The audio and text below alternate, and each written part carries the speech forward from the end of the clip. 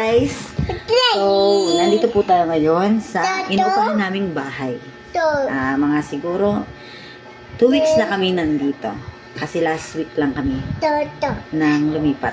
Ngayon, kasama ko si Angge. Say hi. Say hi. Yan.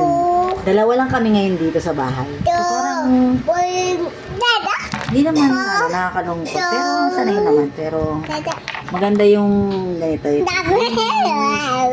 Wala masyadong iniisip. Ay, parang may gusto kong gawin. Gusto kong maging masaya. Tapos, dalawa kami ng bata. Si Angge. Okay, Angge? Alright? Yes! Ayan na nga, guys. Ang iniisip ko ngayon, gusto kong maglaro kami ni Angge. Yan. Tumutulo pa ang sipon niya.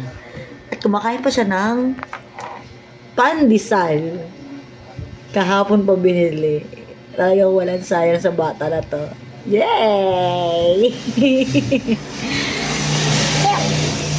Malakas siya kumain, guys, si Angge. Kaya lalaki to agad. Ngayon, nakakaisip kasi ako ng gusto kong maglaro. Maglaro kami dalawa. Dito lang kami sa bahay. Gusto kong maglaro tayo ng tagu-taguan. Oh. Gusto raw ng bata, tagu-taguan. Alright! May sinasabi sa Angge. Ano na yung Angge? Tingin ka sa camera. Tingin ka sa camera. Ayun na nga, hindi natin maintindihan. Kayo na lang ang umintindi. Ito na.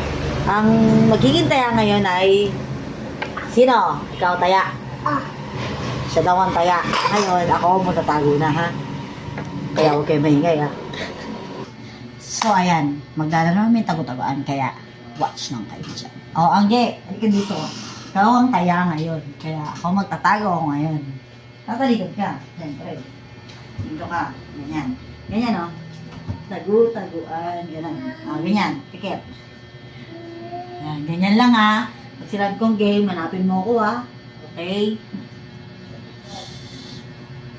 Okay. Tagu-taguan. Maliwanag ang buwan. Wala sa likod. Wala sa harap. Pagkabilang kong 3, nakatago na kayo. 1, 2, 3, 4. Diyan na! Wala tumitingin ka kasi. Daya naman na ito. Huwag kang titingin. Ay, pikit ka dapat.